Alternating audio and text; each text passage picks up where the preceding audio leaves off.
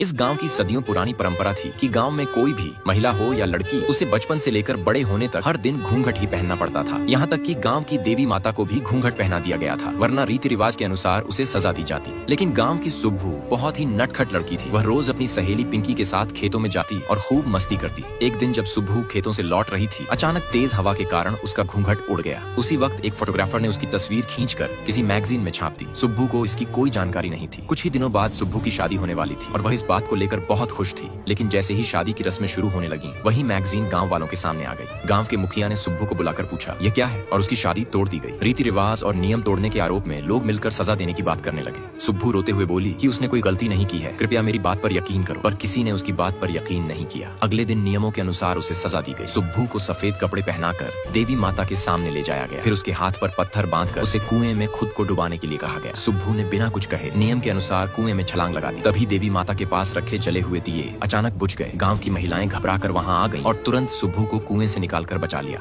क्योंकि गांव का ऐसा ही नियम था। लेकिन एक शर्त भी रख दी। गांव के नियमों के अनुसार सुब्बू को वह फोटोग्राफर ढूंढकर वापस लाना होगा। अगर सुब्बू वह फोटोग्राफर गांव में ला देगा तो वह यहाँ रह सकता था, वरना सुब्बू को देवी माँ के सामने खुद को समर्पित करना पड़ेगा। यह सुनकर सुब्बू भी अपनी दीदी को लेकर शहर चला जाता है, क्योंकि वह फोटोग्राफर असल में हिमालय में रहता था। इसलिए सुब्बू की दीदी ने हिमालय जाने के लिए अपनी पहचान की बेटी राधा से मदद मांगी। राधा भी सुब्बू की मदद करने के लिए उसे लेकर हिमालय जाने लगती है। रास्ते में राधा सुब्बू के गांव की बातें जानकर उसका मजाक उड़ाते हुए कहती है कि अभी भी ऐसे गांव हैं जो इन बकवास बातों पर भरोसा करते हैं। तब सुब्बू राधा से कहता है कि उनकी गांव की बातें गलत न बताओ। राधा तो शहर की थी, इसलिए वह बोलती है कि हाँ, तुम्हारे गांव में घूंघट एक तरह का बुलेट प्रूफ जैकेट बन गया है, इसलिए लोग इसे बहुत मानते हैं। और यह कहकर राधा जोर से हंस देती है। यह सुनकर सुब्बू को राधा पर बहुत गुस्सा आता है। रात में रुकने के लिए राधा ने एक अच्छा सा होटल बुक किया, लेकिन सुब्बू बड़े कमरे को देखकर ज्यादा पैसे देने से मना कर देता है। उसी वक्त राधा फिर से सुब्बू के गांव का मजाक उड़ाती है, जिससे सुब्बू और भी गुस्से में आकर रात भर अकेला रोता रहता है। तभी राधा सुब्बू के पास आकर माफी मांगती है और कहती है, सॉरी, मुझे तुम्हारा मजाक नहीं उड़ाना चाहिए था। तुम बिल्कुल चिंता मत करो, मैं तुम्हें कल सुबह ही उस फोटोग्राफर से मिलवा दूंगी। अगले दिन सुबह सुब्बू फोटोग्राफर से मिलने निकल पड़ता है, लेकिन रास्ता टूटने की वजह से सुब्बू फोटोग्राफर से मिल नहीं पाता। अब रास्ता टूटने की वजह से सुब्बू उस फोटोग्राफर से मिलने नहीं पहुंच पाता, इसलिए महेश्वर की शादी किसी और से कर दी जाती है, जबकि महेश्वर की शादी सुब्बू से होने वाली थी। जब यह बात सुब्बू को पता चलती है तो वह पूरी तरह उदास हो जाती है और जोर जोर से रोने लगती है। तभी कुछ शराबी लोग आते हैं, सुब्बू को अकेला पाकर उठाकर अपनी ट्रक में लेकर भागने लगते हैं।